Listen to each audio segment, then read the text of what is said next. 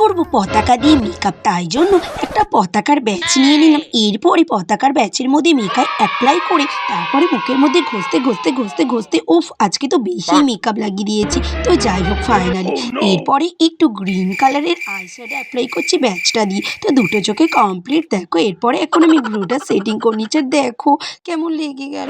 তো যাই হোক, অনেকক্ষণ পরে হলো। এরপরে একটু হাইলাইটার অ্যাপ্লাই করছি, কিন্তু হচ্ছেই না। যাই হোক, ঘষতে ঘষতে 10 ঘন্টা পরে দেখো আমার কেমন হাইলাইটার হলো।